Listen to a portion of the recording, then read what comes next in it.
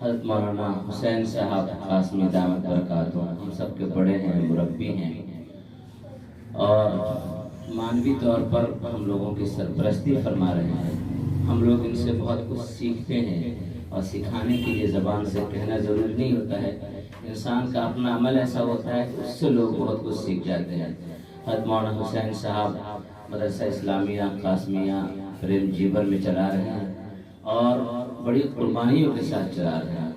جب ہم لوگ چھوٹے بہت بچے تھے، اتنا شعور تو نہیں تھا، لیکن بے شعوری کے عالم میں بھی آپ کی قربانیاں اور آپ کا جو ہے حسن سلوک اور آپ کا طریقہ سب دیکھنے کو ملا۔ اور جب تھوڑا سا عمر کی پڑاؤ میں تھوڑا اور آگے بڑھے تو اس وقت بھی آپ کے بارے میں بہت کچھ معلوم ہوا، قرآن سے خاص تعلق اور قرآن کی خدمت کے حوالے سے، اور آپ اپنی سنجیدگی اور متانت کے حوالے سے، چھوٹوں کی حوصلہ افزائی کے حوالے سے، آپ کا جو سلوک ہے، آپ کا جو رویہ ہے اور آپ کے جو اخلاق ہیں، یہ قابل تقلید اور قابل تحسین ہے۔ آج مہاراج گنج میں ایک پروگرام تھا، 9 بجے کا وقت رکھا گیا تھا۔ ہم نے کہا کہ 9 بجے ہمارے مدرسے کا بھی وقت شروع ہوتا ہے، تو کیوں نہ حضرت سے آدھے گھنٹے کا وقت لے کر کے بچیوں کو استفادے کا موقع دیا جائے، تاکہ تمہید اور تاخیر کے ہم یہ چاہیں گے کہ ہم سبوں کو نصیحت سے نوازا جائے۔ حضرت سے درخواست ہے کہ ہم سبوں کو اپنی نصیحت عالیہ سے نوازا۔ السلام علیکم ورحمۃ اللہ وبرکاتہ۔ میرے لیے بھی بڑی خوش قسمتی کی بات ہے کہ شہر کے اندر یہ مدرسہ ایک تاریخی مدرسہ ہے۔ بہت دنوں سے ہمارے اسلاف، ہمارے اکابرین اور میرے جننے والے اس کا تذکرہ بارہا کیا کرتے تھے کہ مدرسہ لڑکوں کا تو بہت کھلنا ہے، ان لڑکیوں کے اندر دینی شعور پیدا ہو، دینی تعلیم سے آراستہ ہو، اور حدیث و قرآن کی تعلیم، فقہ کی تعلیم ہمارے شہر کی لڑکیوں کے اندر آ جائے، اس کا کوئی خاصا انتظام نہیں ہو رہا۔ لیکن جب فکر ہوتی ہے تو اللہ تبارک تعالیٰ سبیل پیدا کرتا ہے۔ قوت فکر و عمل پہلے فنا ہوتی ہے جب کسی قوم کی شوکت پر زوال آتا ہے۔ ہمارے اکابرین کی فکر تھی تو اللہ تبارک تعالیٰ نے حید مولانا آفتاب صاحب غازی، اللہ تبارک تعالیٰ ان کی محنت کو قبول فرمائے، انہوں نے اس ادارے کو قائم کیا، اور ماشاءاللہ بہت ہی حسن خوبی کے ساتھ یہ مدرسہ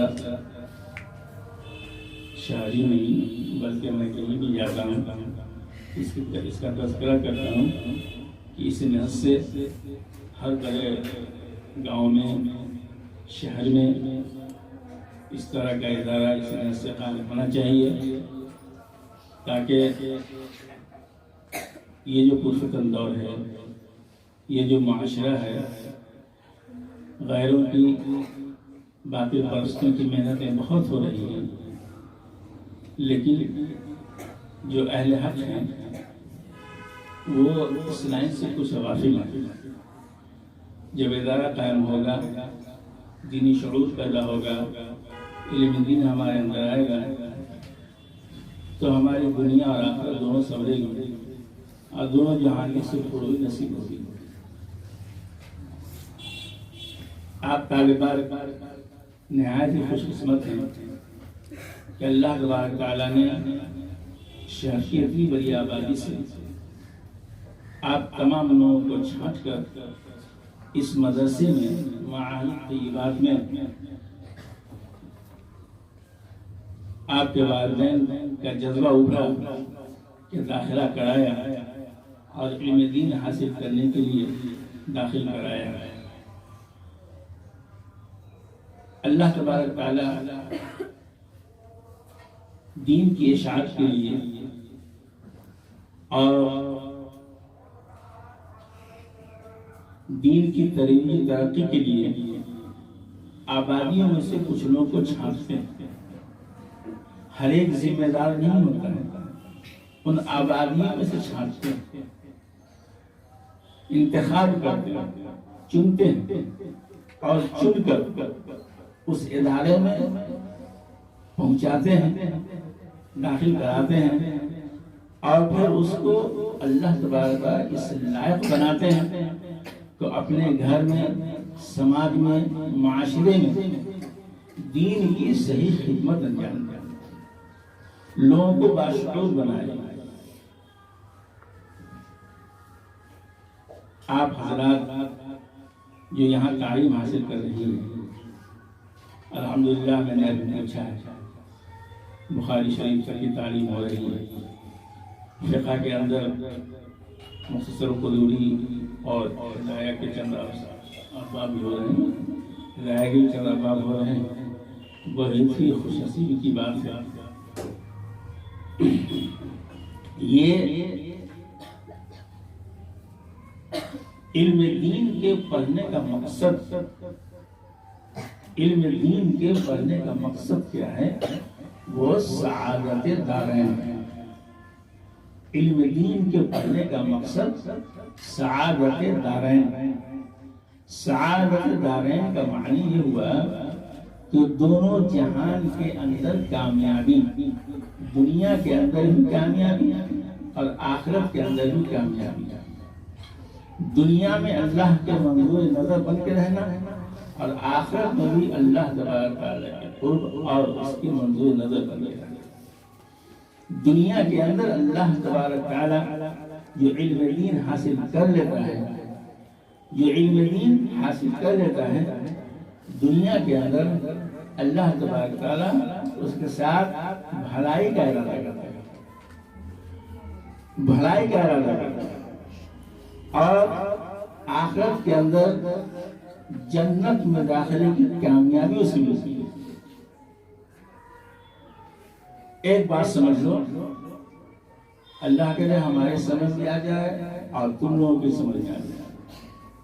یہ جو علم دین ہے نا، یہ علم دین ہی انسانی خصوصیت، علم دین ہی انسانی خصوصیت. علم دین کے علاوہ جتنے بھی جس کو لوگ علم کہتے ہیں، سائنس ٹیکنالوجی، جتنے بھی ہیں، اس میں کوئی انسانی خصوصیت نہیں ہے. وہ فطری چیزیں ہیں اور فطری چیز کو پورا کرنے کے لیے اللہ نے ہر ایک کے اندر وہ صلاحیت رکھی ہے. مثال میں دیتا ہوں تو سمجھ میں آ جائے گا. دیکھو ایک انجینئر گھروں کا نقشہ بناتا ہے، پل کا نقشہ بناتا ہے، روڈ کا نقشہ بناتا ہے. یہ سب جو میپنگ کرتے ہیں، کاغذ پر میپنگ کرتے ہیں، اس کے لیے 4 سال 5 سال 6 سال اخراجات کرتے ہیں، یونیورسٹی میں داخلہ لیتے ہیں اور پھر ایک انجینئر کہلاتا ہے. تو وہ فیلڈ میں نکل کر کے وہ اپنا کام کرتے ہیں. تم نے دیکھا ہوگا کہ ویسا کام، پل کے بنانے کا کام، مکان کی تعمیر کا کام، روڈ کے کام، گھر کے کام، یہ سارا کا سارا جو انسٹیٹیوٹ میں پڑھا نہیں ہے، کالج میں پڑھا نہیں ہے، جس کو ہم لوگ راج مستری کہتے ہیں، وہ بھی ایک مکان کی تعمیر کر لیتا ہے، وہ بھی ایک مکان کی تعمیر کر لیتا ہے، وہ بھی ایک روڈ بنا دے گا، وہ بھی ایک پل بنا دے گا. اس نے جا کر کے پڑھا تو نہیں کسی کالج پر، لیکن بنا دیا اس نے. تو ایک فطری چیز جب آدمی کو اپنی ضرورت درپیش ہوتی ہے تو اللہ تبارک تعالیٰ اس کی عقل کے اعتبار سے اس کی رہنمائی کرتے ہیں. پرندوں کو لے لو، परिंदों को ले लो, देखा होगा तार का दरख्त है, उसके ऊपर छोटी छोटी चिड़िया जिसको हम लोग अबाबिल चिड़िया कहते हैं, हरे रंग की चिड़िया होती है, वो अपना घर बनाती है उसमें, और वो तार का जो छज्जा होता है ना और नीचे लटका हुआ होता है और उसमें अपना मकान बनाए हुआ है। आंधी तूफान आए, इंसान का मकान बनाया हुआ छप्पर अल्बेस्टर वो उड़ जाता है, लेकिन वो जो उसमें मकान बनाए होते वो परिंदा बनाया हुआ होता है वो उड़ता नहीं। अब वो उसी में वो परिंदा रहता है, बारिश हो तो भीगता नहीं, हवा में भी उसी घोंसले के अंदर वो परिंदा रहता है, लेकिन वो गिरता नहीं है। अब बतलाओ, इतने मुनज़्ज़म ढंग से इतनी मजबूती के साथ वो अपना मकान, अपना बसेरा, अपना घोंसला वो परिंदा बना लेता है। वो किस कॉलेज यूनिवर्सिटी से पढ़ के गया? कहीं से पढ़ के गया? नहीं। तो एक फिक्री चीज है, जो जरूरत दरपेश होती है तो उसका इंतजाम आदमी अपने अक्ल से कर लेता है। इसके अंदर कोई इंसानी खसूसियत नहीं है। एक जगह बंदर की आबादी बहुत ज्यादा थी, लोग बहुत परेशान थे। उस आबादी वालों के पास सुई कि रोटी बनाई जाए और रोटी में जहर मिला दिया जाए और जगह बजगह रोटी रख दिया जाए। जब वो बंदर सब आवेगा तो वो रोटी खाएगा, रोटी में जहर मिला हुआ होगा, वो उस जहर की वजह से सब मर जाएगा, हम लोग निजात पा जाएंगे उसकी परेशानी से। ये तरकीब उन लोगों ने सोची, ऐसा किया भी। बंदर सब आया, बंदर जो आया तो सब बंदर हर रोटी के पास जाता है, लेकिन वो खाता नहीं है, सूंघ के छोड़ देता है, सब के सब निकल देता।